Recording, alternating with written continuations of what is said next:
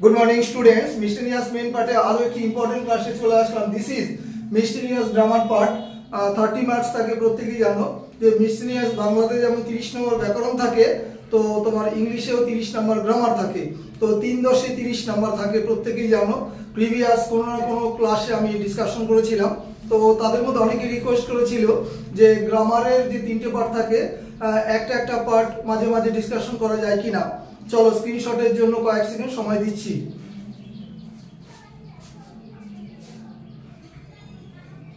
চলো ক্লাসটা শুরু করি। This is Sushant sir.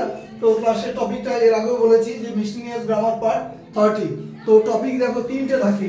Number 1 correct word, 5টা সেন্টেন্স থাকবে, ব্র্যাকেটে 3টে করে শব্দ থাকবে, যেটা সঠিক সেটা শূন্য স্থানে বসাতে হবে।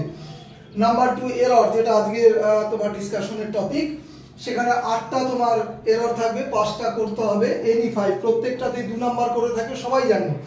আর 3 নাম্বার হচ্ছে মেক সেন্টেন্স, মানে বাক্য রচনা করো। ইডিয়ম বা ফ্রেজ দেওয়া থাকবে, সেটা দিয়ে তোমাকে সেন্টেন্স তৈরি করতে হবে। এখানেও 8টা থাকবে, 5টা করতে হবে, 5 2 10। তাহলে এই হচ্ছে 3 10 30 নাম্বার। আর হচ্ছে রাইটিং পার্ট যেখানে থাকবে, সেখানে প্রত্যেকটা মানে 40 40 40 3 4 12 120, সেটা আবার অন্য সময় ডিসকাশন করব।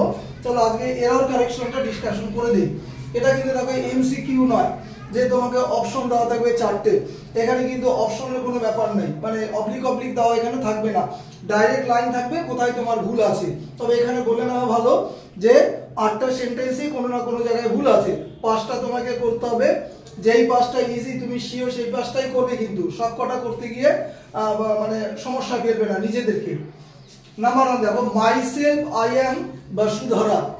তো মাইসেলফ কিন্তু কাকে দেখে হয়? মাইসেলফ হচ্ছে আই কে দেখে হয়। হিমসেলফ কাকে দেখে হয়? হি কে দেখে হয়। তাহলে রিফ্লেক্সিভ প্রোনাউন দিয়ে কখনোই সেন্টেন্স স্টার্ট হয় না। তাহলে এখানে জাম্বেল আছে, এখানে আইটা প্রথমে চলে আসবে। তাহলে আই মাইসেলফ এম বসুধরা, আমি নিজে বসুধরা। তাহলে আইটা কিন্তু চলে যাবে প্রথমে, ঠিক আছে। Next, I am having 4 brothers and 2 sisters. আমার মানেটা বোঝাচ্ছে যে আমার আছে 4 জন ভাই 2 জন বোন, এরকম। তো খেয়াল রাখবে এই যে হ্যাভিং অর্থাৎ হ্যাভ থেকে হ্যাভিং, হ্যাভের সাথে আইএনজি হয় আলাদা সেন্সে আমরা জানি, কিন্তু কখনোই হ্যাভ কন্টিনিউয়াস টেন্সের ফরম্যাটে বসে না। তাহলে এটা দেখো কন্টিনিউয়াস টেন্স বোঝাচ্ছে, অর্থাৎ সাবজেক্টের পর অ্যামিজার আছে আর ভার্বের সাথে আইএনজি আছে। তাহলে হ্যাভ, নো, সি, এসডব্লিউ এগুলো কখনোই কন্টিনিউয়াস টেন্সে বা ফরম্যাটে বসে না। তাহলে এখানে কি হবে আনসারটা? আমার আছে সেন্স, তাহলে উত্তর হবে আই হ্যাভ। তাহলে পুরো পার্টটাই ভুল। এখানে কি হবে? আই এর পাশে কি হবে? Have. I have 4 brothers and 2 sisters. Last before year, এখানে একটা জাম্বেলের ব্যাপার আছে। She got very good marks, মানে গত বছরের আগের বছর বেশ ভালো নম্বর সে পেয়েছিল এক্সামে। তাহলে এখানে লাইনটা কি হবে? বিফোর লাস্ট ইয়ার, মানে লাস্ট ইয়ারের আগে, তার মানে গত বছরের আগের বছর। তাহলে এটা জাম্বেলটা ভালো করে বুঝে নেবে, বিফোরটা আগে চলে আসবে। তাহলে সেন্টেন্স স্টার্টিংটা কি হবে? Before last year she got very good marks। আবার বলি, বিফোরটা আগে চলে আসবে, বিফোর লাস্ট ইয়ার, কারণ এই লাস্টের সাথে ইয়ার, লাস্ট ইয়ার। তাহলে কোন last year? Before last year, এরকম। পরেরটা খুব ordinary, I can not cope up with this pressure. এখানে ভুলটা কোথায়? কোপের সাথে অ্যাপ্রোপ্রিয়েট প্রিপোজিশন উইথ হয়, কখনোই আপ হয় না। তাহলে ভুলটা হচ্ছে আপ। তাহলে উত্তর কি হবে? আই ক্যান নট কোপ উইথ দিস প্রেসার, আমি এই চাপটা সহ্য করতে পারছি না। নেক্সট দেখো, মানে মানিয়ে নিতে পারছি না। এবার কি বলেছে? I came to office by walk. দেখো এখানে যদি তোমার হচ্ছে কোনো গাড়ি থাকতো, কার বা ইত্যাদি, মোটর কার, ভ্যান ইত্যাদি, তাহলে কিন্তু এটা হতো। এবার তুমি যদি মনে করো আমি ওয়াকটাকে ভাগ করে নেব, তাহলে I walked to the office হতে পারে। কিন্তু এখানে দেখো সঠিক যদি তুমি লিখতে চাও, ভার্বটাকে তো তোমাকে ঠিক রাখতে হবে, তাই না? তাহলে আই কেম টু অফিস, আমি অফিসে এসেছিলাম, ভার্বটা তুমি পাল্টাতে পারো না। তাহলে আমি অফিসে এসেছিলাম, ওয়াক মানে কি? হাঁটা। তাহলে হাঁটা বোঝাতে কি? পা দিয়ে হাঁটা, তাই না? তাহলে এখানে বাই ওয়াকের পরিবর্তে হবে অন ফুট। তাহলে বাই ওয়াকের পরিবর্তে কি লিখবো অন ফুট, মনে থাকবে। এবার তুমি এখানে বাই কার লিখতে পারো, কিন্তু এটা উড়িয়ে দিলে কি হয় মিনিংটা কিন্তু একদম মানে 180 ডিগ্রি উল্টে যাবে। কারণ তোমাকে বলেছে হাঁটাহাঁটি, তুমি গাড়ি করে লিখবে, এটা তো হয় না, তাহলে এটাকে লিখতে হবে on foot.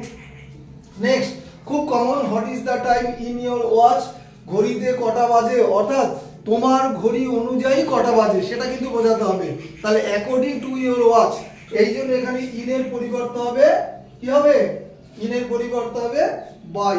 What is the time by your watch, এখানে বাই মানে অ্যাকর্ডিং টু, তোমার ঘড়ি দ্বারা, তোমার ঘড়ি অনুযায়ী। অনেকবার বলেছি আমরা এমসিকিউ ইংলিশে, what is the time by your watch, তাহলে এখানে কি আসবে বাই।